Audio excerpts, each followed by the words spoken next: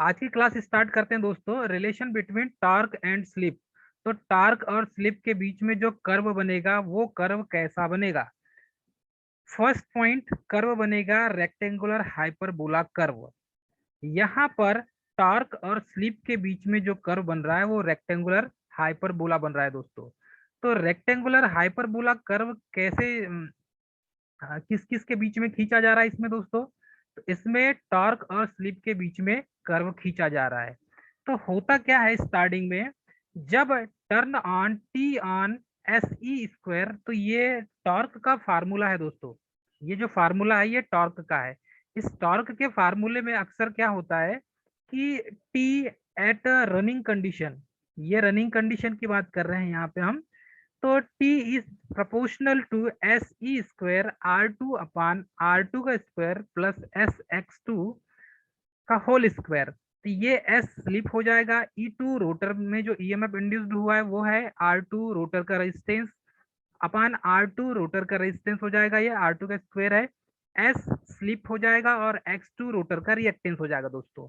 तो इस तरीके से इस फार्मूले से हम क्या करेंगे, स्लिप टॉर्क कर्व निकाल सकते हैं। अब यहाँ पर होता क्या है एक्चुअल में, जब लो वैल्यू की स्लिप पर induction motor running torque slip के डायरेक्टली प्रोपोर्शनल होता है। ये तो यहाँ पर हमें समझ में आ गया। लो वैल्यू की स्लिप पर इंडक्शन मोटर का रनिंग टॉर्क स्लिप के डायरेक्टली प्रोपोर्शनल होता है दोस्तों। इसीलिए torque slip curve straight line होती है। अब यहाँ पर स्ट्रेट लाइन कैसा है ये देखेंगे दोस्तों। तो स्ट्रेट लाइन कैसे बन रहा है यहाँ पर दोस्तों, ये स्ट्रेट लाइन बन रहा है। देखिए यहाँ से यहाँ तक के बीच में ये है टॉर्क और स्लिप के बीच का कर्व। ठीक है, जब टॉर्क और स्लिप के बीच का जो कर्व बन रहा है यहाँ पर, ये लाइन यहाँ से यहाँ तक के बीच में दोस्तों स्ट्रेट लाइन बनेगी। यहाँ से यहाँ तक के बीच में, इन दोनों के बीच में दोस्तों जो लाइन बनेगी ये स्ट्रेट लाइन बनेगी। ये स्ट्रेट लाइन क्यों बनेगी दोस्तों, देखिए क्यों, क्योंकि यहाँ पर लो वैल्यू की जो स्लिप होती है, लो वैल्यू की स्लिप पर इंडक्शन मोटर का रनिंग टॉर्क स्लिप के डायरेक्टली प्रोपोर्शनल होता है। तो स्लिप के डायरेक्टली प्रोपोर्शनल होने के कारण यहाँ पर slip torque curve straight line बनता है, मतलब कि सीधी लाइन बनेगा दोस्तों। तो यहाँ पर ये एनआर रोटर की स्पीड है। एनआर क्या है यहाँ दोस्तों, रोटर की स्पीड। एनएस है सिंक्रोनस स्पीड। यहाँ पर टॉर्क और स्लिप के बीच में जब इसे ग्राफिकल रूप में रिप्रेजेंट करें, 1, 0.8, 0.6, 0.4, 0.2 and 0, this is called zero position. तो जीरो पोजिशन में N S is equal to N R होता है दोस्तों। तो यहाँ पर जो कर्व बनता है, जो शेप बनता है, ये फर्स्ट वाला जो शेप बनेगा यहाँ से 0 से लेकर 0.2 तक की सिचुएशन में, तो ये 0.2 तक की सिचुएशन में दोस्तों स्ट्रेट लाइन बनेगा, मतलब कि सीधी लाइन, सीधी रेखा में निर्मित होगा। तो सीधी रेखा यहाँ पर बनेगी, सीधी लाइन बनेगी। अब जब ये कर्व मुड़ता है एटलीस्ट 0.4 स्लिप पर, जब स्लिप का मान 0.4 हो, तो ये जो सिचुएशन होगी, स्लिप का मान स्लिप एस इक्वल 0.4 होगा। तब की सिचुएशन में R2 is equal to S X two होगा। R2 is equal to S X two at standstill running condition में दोस्तों, ये रनिंग कंडीशन में होगा। ठीक है, रनिंग कंडीशन में। अब यहां पर देखा जाए तो टॉर्क मैक्सिमम इस पॉइंट पर स्लिप का मान अधिकतम हुआ 0.4। ठीक है, अब यदि जैसे ही आप इसको ये R2 के लिए डिजाइन करते हैं, मतलब रोटर का रेजिस्टेंस जब R2 होगा और जब रोटर का रेजिस्टेंस 2R2 होगा अकॉर्डिंग टू फार्मूला, तब के सिचुएशन में यहाँ पर दोस्तों ये 0.8 और 0.66 के बीच में स्लिप का मान होगा दोस्तों। तो ये 0.8 और 0.6 से स्लिप का उसके बीच का मान होगा। तो इन दोनों के बीच का जो मान होगा ये स्लिप का मान होगा दोस्तों। यहाँ पर स्लिप की जो वैल्यू है 0 से लेकर 1 तक पहुंच रही है, 0 से लेकर 1 तक। तो स्लिप का मान 0 से लेकर 1 तक यहाँ पर पहुंच रही है दोस्तों। तो इन दोनों के बीच में जब रोटर का रेजिस्टेंस R2 फार्मूले के अकॉर्डिंग तो R2 इक्वल X2 होता है, तब आपको मिलेगी स्ट्रेट लाइन। ठीक है, और कर्व मिलेगा आपको रेक्टेंगुलर हाइपरबोला कर्व मिलेगा। जब आप 0 से S2 R2 जब लेते हैं तब स्लिप का मान 0.8 से 0.6 के बीच में मिलता है। और जब ये 1 में आकर जो मिलता है तो ये रोटर स्पीड जो है ये 0 हो जाती है। उस समय जो टॉर्क का मान हो जाता है दोस्तों, टॉर्क का मान यहाँ पर मैक्सिमम मिलेगा। ठीक है, और ये जो स्लिप का मान है ये 0.4 मिलेगा। ठीक है, अब इसके अपोजिट जब स्पीड देखते हैं हम, तो स्पीड में जब ये 0 पोजीशन तक पहुंचेगा, इधर पहुंचेगा, आगे बढ़ेगा 1 से लेकर इधर 0 तक दोस्तों, तो इसकी स्पीड का जो मान है वो बढ़ जाएगा। अब देखो इसमें ये कैसे बढ़ेगा ये देखते हैं हम। मोटर पर लोड इंक्रीज करने से टॉर्क एंड स्लिप इंक्रीज होते हैं। यदि आप लोड को बढ़ाएंगे तो टॉर्क भी इंक्रीज हो जाएगा, लोड बढ़ाएंगे तो टॉर्क भी इंक्रीज होगा और स्लिप भी इंक्रीज होगी। अब इसमें दोस्तों जब स्लिप इंक्रीज हो जाएगा तो इससे जो SX2 का मान है, मतलब रोटर का रिएक्टेंस और रोटर की स्लिप, ये भी क्या हो जाएगी, इंक्रीज हो जाएगी। और जब इंक्रीज होगी तो R2 के इक्वल हो जाएगा ये। तो मोटर में मैक्सिमम टॉर्क क्या करेगी, प्रोड्यूस करेगी। अब जब एट लार्ज स्लिप वैल्यू जो होगी, तो लार्ज स्लिप वैल्यू कैसी होगी ये भी देख लीजिए दोस्तों यहाँ पर। तो लार्ज स्लिप वैल्यू का जो मान होता है वो R2 is less than X2 के होता है। R2 is less than X2 के। तो लार्ज स्लिप वैल्यू में R2 जो है वो X2 के लेस देन में होता है दोस्तों। आइए इसे हम देखेंगे। यदि इसे हम देखते हैं तो ये R2 is less than X2, तो रोटर का रजिस्टेंस, ये रोटर का रजिस्टेंस है दोस्तों, और ये रोटर का रिएक्टेंस है, रोटर का रिएक्टेंस। तो रोटर का resistance is less than SX2, मतलब SX2 मतलब स्लिप और रिएक्टेंस, ये दोनों जो है दोस्तों, ये किससे ज्यादा हो जाएगा, रजिस्टेंस R2 से ज्यादा हो जाएगा यहाँ पर। ठीक है, तो ये जो कंडीशन है टर्न ऑन की कंडीशन में, जब टॉर्क ज्यादा हो जाएगा तब torque T is proportional to S/S² हो जाएगा दोस्तों। तो कहने का मतलब ये है कि लार्ज वैल्यू पर रनिंग टॉर्क स्लिप के इनवर्सली प्रोपोर्शनल होता है, और स्लिप इंक्रीज होने पर टॉर्क क्या हो जाती है, डिक्रीज हो जाती है दोस्तों। ये इन चीजों को यहाँ पर दिखाया गया है। ठीक है, तो यहाँ पर इतनी चीजों को हमने देखा। स्लिप इंक्रीज करने पर टॉर्क क्या हो जाता है, डिक्रीज हो जाता है। इसमें कब की कंडीशन में, जब टॉर्क और स्लिप के बीच में कर्व खींचते हैं, और जब आप स्लिप को बढ़ाएंगे तो टॉर्क क्या हो जाएगा दोस्तों, टॉर्क हो जाएगा कम। स्लिप को यदि खींच आप बढ़ाते हैं, स्लिप की वैल्यू बढ़ाएंगे तो टॉर्क क्या हो जाएगा, कम हो जाएगा। तो यही बोला गया है, स्लिप को यदि इंक्रीज करते हैं हम तो टॉर्क ऑटोमेटिकली कम हो जाएगा। तो स्लिप का मान यहाँ पर स्ट्रेट लाइन मिला था आपको, दोनों के बीच में स्ट्रेट लाइन मिला था। कब की कंडीशन में, जब लो वैल्यू की स्लिप पर इंडक्शन मोटर का जो रनिंग टॉर्क है स्लिप के डायरेक्टली प्रोपोर्शनल होता है, तब की कंडीशन में।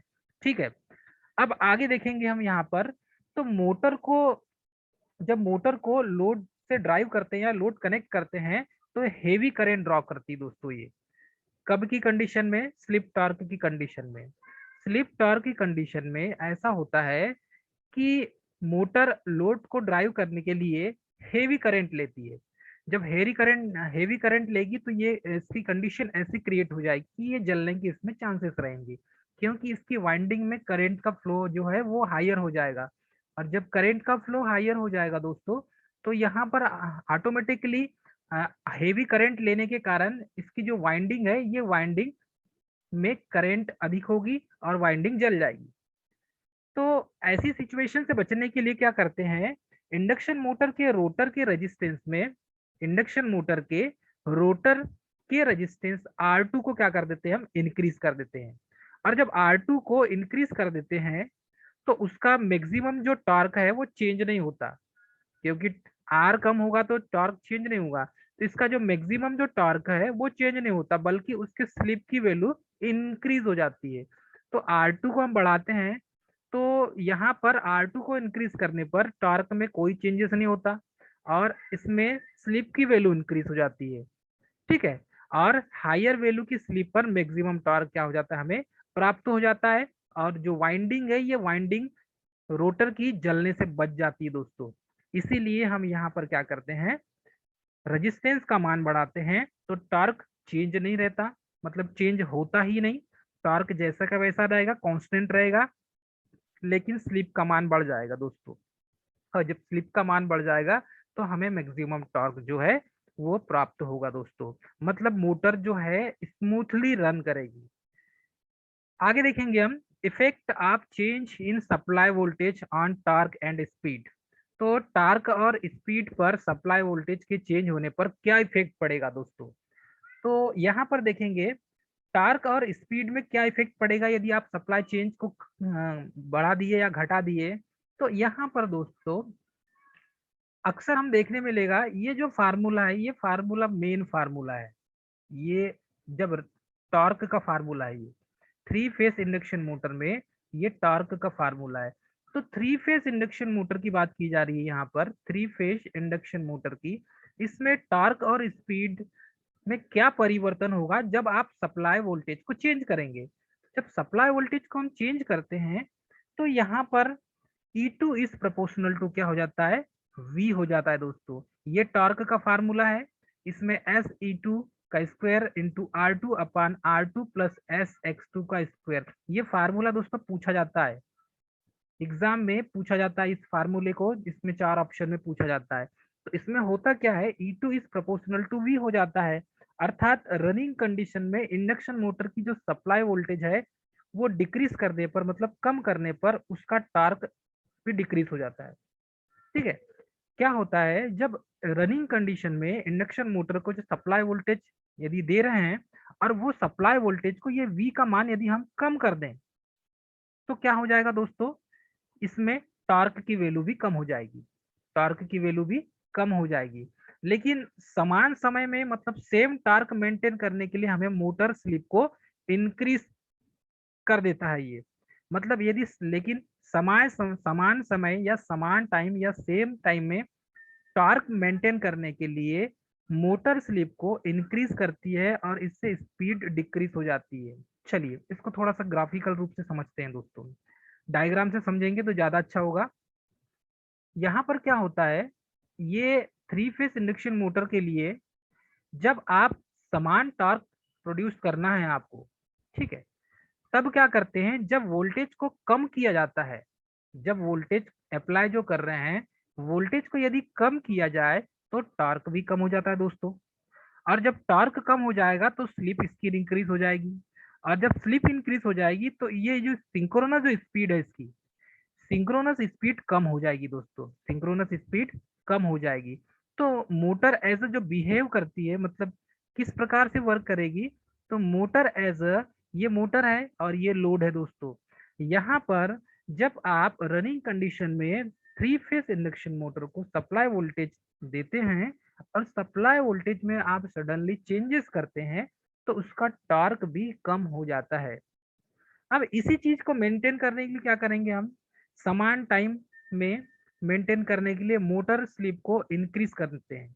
तो यदि स्लिप को यदि हम इंक्रीज करते हैं तो स्पीड डिक्रीज हो जाएगी, तो हम स्लिप को क्या करेंगे, स्लिप को भी कांस्टेंट रखेंगे, तो हमारा जो टॉर्क है वो भी कांस्टेंट रहेगा, मतलब इसमें ज्यादा फ्लक्चुएशन नहीं करेंगे हम, क्योंकि टार्क और स्पीड पर इफेक्ट पड़ेगा ही।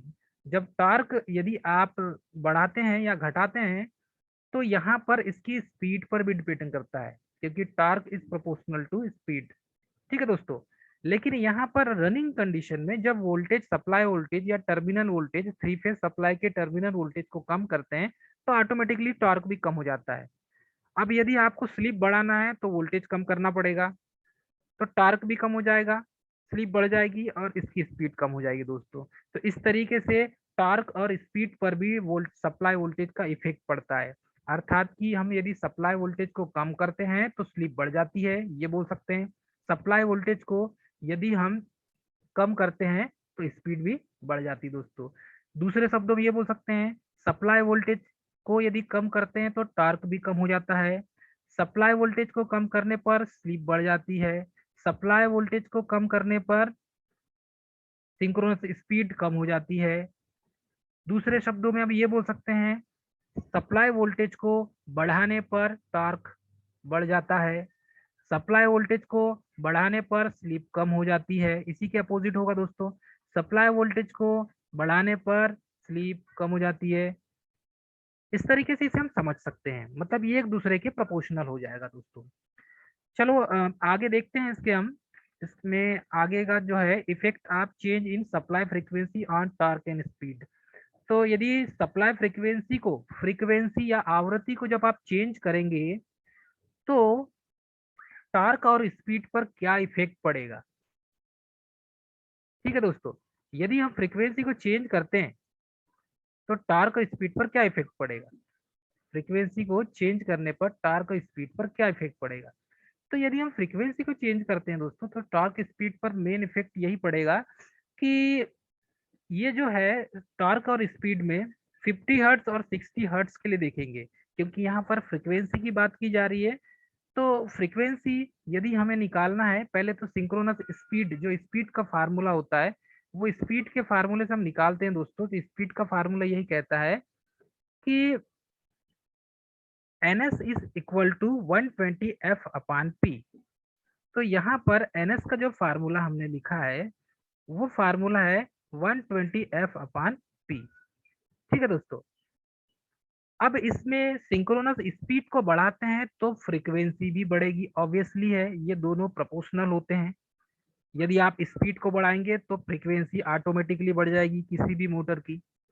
अब यहाँ पर देखें हम दोस्तों, तो यदि फ्रीक्वेंसी की स्पीड और सिंक्रोनस स्पीड ये दोनों एक दूसरे के प्रोपोर्शनल होते हैं, इसका मतलब यही है यदि आपने फ्रीक्वेंसी को बढ़ाया तो मोटर की स्पीड भी ऑटोमेटिक बढ़ जाएगी। तो यहाँ पर टी इज मतलब torque is proportional to flux. Torque is proportional to flux phi I two cos phi two. अब यहाँ पर देखेंगे तो ये हो जाएगा पावर फैक्टर एंगल, ये हो जाएगा power factor angle cos phi two. ये हो जाएगा रोटर की करंट, रोटर करंट,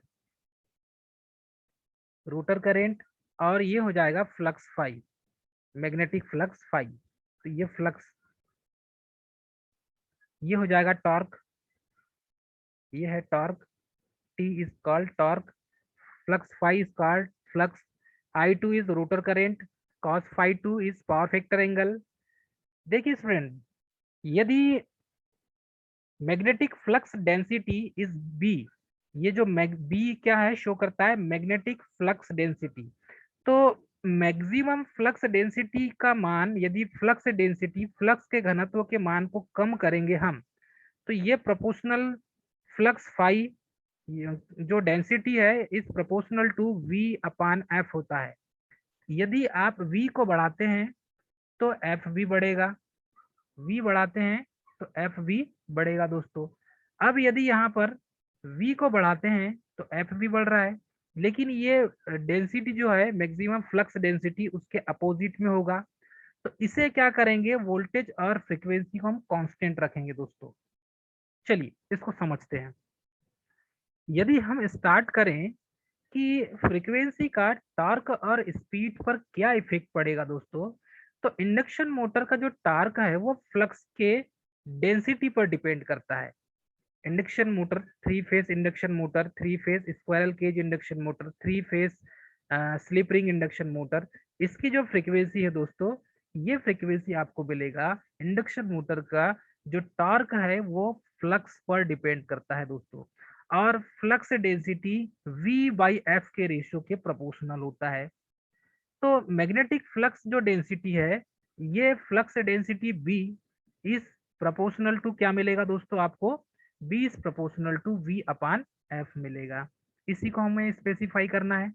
अब यहाँ पर यदि टॉर्क को बढ़ाते हैं, T जो है ये फ्लक्स फाई पर डिपेंड करती है, मतलब कि जो टॉर्क है ये टॉर्क किस पर डिपेंड करेगी, ये भी फ्लक्स फाई पर डिपेंड करेगी as a three phase induction motor में। तो टॉर्क को कांस्टेंट रखने के लिए हमें क्या करना पड़ेगा, V बाई एफ का मान कांस्टेंट रखना पड़ेगा। मतलब कि ये जो V बाई एफ का मान है इसे क्या रखेंगे, हम कांस्टेंट रखेंगे। यदि हमें टॉर्क को कांस्टेंट रखना है तो हमें क्या करना पड़ेगा, V बाई एफ का मान कांस्टेंट रखना पड़ेगा, तब हमारा जो टॉर्क है वो कांस्टेंट रहेगा। ठीक है, तब क्या होता है जब इंडक्शन मोटर की सप्लाई फ्रीक्वेंसी इंक्रीज होने पर उसकी फ्लक्स डेंसिटी डिक्रीज होती है। लेकिन यदि आप थ्री फेज इंडक्शन मोटर की सप्लाई फ्रीक्वेंसी इंक्रीज करते हैं, मतलब कि थ्री फेज इंडक्शन मोटर की सप्लाई फ्रीक्वेंसी यदि आप बढ़ाते हैं दोस्तों, तो आपको क्या मिलेगा, उसकी फ्लक्स डेंसिटी क्या हो जाएगी, डिक्रीज हो जाएगी। ये जो बी का मान है ये कम हो जाएगा। फ्रीक्वेंसी बढ़ाएंगे तो फ्लक्स डेंसिटी बी का मान क्या हो जाएगा, कम हो जाएगा। और इससे उसका टॉर्क क्या हो जाएगा, डिक्रीज हो जाएगा। मतलब फ्लक्स डेंसिटी बी कम होगा तो टॉर्क भी कम हो जाएगा। ठीक है। लेकिन क्या होता है, सेम टॉर्क प्रोड्यूस करने के लिए हमें सप्लाई वोल्टेज को भी क्या करना पड़ता है, इंक्रीज करना पड़ता है। तो हमें सप्लाई वोल्टेज जो वीएस है इसको क्या करना पड़ेगा, हमें इंक्रीज करना पड़ेगा। किसके लिए, सेम टॉर्क, मतलब कि समान टॉर्क प्रोड्यूस करना है तब हमें इंक्रीज करना पड़ेगा। तो अब हमें सप्लाई फ्रीक्वेंसी को इंक्रीज करना पड़ेगा। इसका मतलब ये है दोस्तों कि हमें V बाई एफ को कांस्टेंट रखना पड़ेगा। V बाई एफ का जो मान है, मतलब वोल्टेज और फ्रीक्वेंसी को इससे कांस्टेंट रखना पड़ेगा हमें दोस्तों। तब आपके टॉर्क और स्पीड पे फ्रीक्वेंसी का असर नहीं होगा। तो 50 हर्ट्स और 60 हर्ट्स में देखेंगे, इंडिया की फ्रीक्वेंसी 50 हर्ट्स है और यूएस की जो फ्रीक्वेंसी है, बहुत सारी कंट्रीज की फ्रीक्वेंसी है वो 60 हर्ट्स है दोस्तों। कहीं पर जैसे इंडिया में 230 वोल्ट सिंगल फेस में है, तो फॉरेन कंट्री में जैसे इटली में जाएंगे आप तो 110 चलता है, वहाँ 110 वोल्ट चलता है दोस्तों। उसका मैं लिस्ट भेज दूंगा आपको, ज्यादा ज्यादा हो सके तो। अब यहाँ पर देखेंगे कि थ्री फेस इंडक्शन मोटर में फ्रीक्वेंसी, यदि वोल्टेज, टर्मिनल वोल्टेज को आप घटाते या बढ़ाते हैं, चलिए मान के चलिए कि आपने टर्मिनल वोल्टेज को बढ़ा दिया, 20% आपने टर्मिनल वोल्टेज को बढ़ा दिया दोस्तों। यदि आप टर्मिनल वोल्टेज को 20% बढ़ाते हैं तब क्या होगा कि ये टर्मिनल वोल्टेज यदि आपने 20% इंक्रीज कर दिया, तो 50 हर्ट्ज की इंडक्शन मोटर को 60 हर्ट्ज की फ्रीक्वेंसी पर रन करने के लिए उसके टर्मिनल वोल्टेज को भी 20% क्या करना पड़ेगा, इंक्रीज करना पड़ेगा। तब कहीं जाके मोटर रन होगी, स्टार्ट होगी दोस्तों। ये याद रखिएगा, यदि आप टर्मिनल वोल्टेज को 20%, 20% इंक्रीज करते हैं, 20% आप बढ़ाते हैं टर्मिनल वोल्टेज को, तो 50 हर्ट्ज की इंडक्शन मोटर को हमको 60 हर्ट्ज की फ्रीक्वेंसी पर रन करना है, 60 हर्ट्ज में चलाना है उसे। तो उसके फिर टर्मिनल वोल्टेज को क्या कर रहे हैं, 20% इंक्रीज करना पड़ेगा। मतलब इधर बढ़ाए तो आपको इधर भी बढ़ाना पड़ेगा, 20% टर्मिनल वोल्टेज भी हमको क्या करना पड़ेगा, इंक्रीज करना पड़ेगा। ये फर्स्ट केस हुआ दोस्तों, ये फर्स्ट केस हुआ। ठीक है। सेकेंड केस भी है। सेकेंड केस में यदि, मतलब 50 हर्ट्ज तो 60 हर्ट्ज में चलाना है तब के लिए, यदि 60 हर्ट्ज है और 50 में चलाना है तब के लिए क्या करना पड़ेगा, तो तब के लिए दोस्तों हम क्या करेंगे, यदि टर्मिनल वोल्टेज 20% डिक्रीज कर दिया आपने, यदि टर्मिनल वोल्टेज आपने 20% डिक्रीज कर दिया, तब की सिचुएशन क्या बनेगी, 60 हर्ट्ज में ये 50 हर्ट्ज पर चलेगी। यदि आप टर्मिनल वोल्टेज को 20% डिक्रीज करते हैं दोस्तों, तो आपको जब इसे 60 हर्ट्ज की इंडक्शन मोटर को 50 हर्ट्ज की फ्रीक्वेंसी पर रन करने के लिए आपको उसकी जो टर्मिनल वोल्टेज है उसे भी, टर्मिनल वोल्टेज को, मतलब ये जो VT का जो मान है दोस्तों, इसे भी आपको 20% क्या करना पड़ेगा, डिक्रीज करना पड़ेगा, 20% इसे भी कम करना पड़ेगा दोस्तों। तब कहीं जाकर क्या होगा, ये थ्री फेस इंडक्शन मोटर जो 60 हर्ट्ज पे चल रही थी 50 हर्ट्ज के लिए एलिजिबल होगी दोस्तों। तो इस तरीके से आप इसे समझ सकते हैं। तो effect of change in supply frequency on torque and sleep speed. तो सप्लाई फ्रीक्वेंसी का टॉर्क और स्पीड पर भी क्या होता है, डिपेंड करता है, मतलब इफेक्ट पैदा करता है। सप्लाई फ्रीक्वेंसी यदि उसके मान में चेंज करते हैं, सप्लाई फ्रीक्वेंसी के मान में चेंजेस करते हैं तो टॉर्क और स्पीड पर भी असर पड़ता है। इस पॉइंट ऑफ व्यू से हमें यही समझने को मिलता है दोस्तों। कुछ पॉइंट जो है वो एग्जाम में पूछे जाते हैं, इसीलिए हमने इसको कंप्लीट कर दिया दोस्तों। ठीक है। इसके बाद देखेंगे full load torque and maximum torque. तो फुल लोड टॉर्क और मैक्सिमम टॉर्क में बहुत बड़ा अंतर है। क्या होता है देख लीजिए। फुल लोड टार्क और मैक्सिमम टार्क में। तो फुल लोड टार्क और मैक्सिमम टार्क, इसमें slip S is proportional to क्या होता है, लोड। जो स्लिप एस है वो लोड के प्रोपोर्शनल में होता है।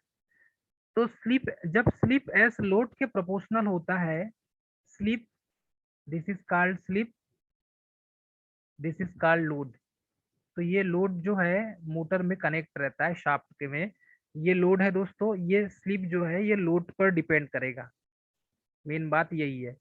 लेकिन जो टॉर्क है मैक्सिमम टॉर्क, ये मैक्सिमम टॉर्क किस पर डिपेंड करेगा, रिएक्टेंस पर डिपेंड करेगा। 2x2 जो लिखा है दोस्तों ये है reactance, this is called reactance. T maximum torque is proportional to 1/2x2, this is 2x2। ठीक है दोस्तों, 2x2 ये हो जाएगा रोटर का रिएक्टेंस, रोटर का रिएक्टेंस। तो ये दोस्तों रोटर का रिएक्टेंस है। इसमें टी एफ का जो फार्मूला बनेगा, T F is proportional to S F into R2/, F क्या है, फुल लोड है दोस्तों, ये फुल लोड टार्क है।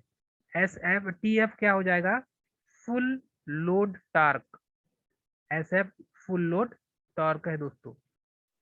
फुल लोड टार्क में फार्मूला क्या बनता है, full load T F is proportional to S F into R2/R2 का स्क्वायर प्लस SX2 का होल स्क्वायर। जैसे लोड टार्क जो फार्मूला है एज अ सेम फार्मूला इसका भी है। S F is full load slip, full load की condition में स्लिप का मान। R2 is rotor resistance, R2 का square is called rotor resistance का square, and SX2 is called slip and rotor reactance. तो स्लिप और रोटर रिएक्टेंस के बीच का जो मान दोस्तों ये स्लिप हो जाएगा और ये रोटर रिएक्टेंस हो जाएगा। तो इस फार्मूले को इस तरीके से हम क्या कर सकते हैं, शो कर सकते हैं दोस्तों। तो यहाँ पर आपको जब फुल लोड टार्क और मैक्सिमम टार्क के बीच में जब आप रिलेशन स्थापित करते हैं, तो यहाँ पर आपको मिलेगा T F is proportional to, T F is proportional to S F full load slip into R2/R2 का स्क्वायर प्लस SFX2 का होल स्क्वायर अपान 1/2x2। अब 1/2x2 इसलिए लिखा हुआ है क्योंकि मैक्सिमम जो टॉर्क है ये 1/2x2 होता है दोस्तों, इसीलिए ये 1/2x2 को यहाँ पर लिखा गया है। जब इसे आप तिर्यक गुणा करेंगे तब ये हो जाएगा full load torque upon maximum torque is proportional to 2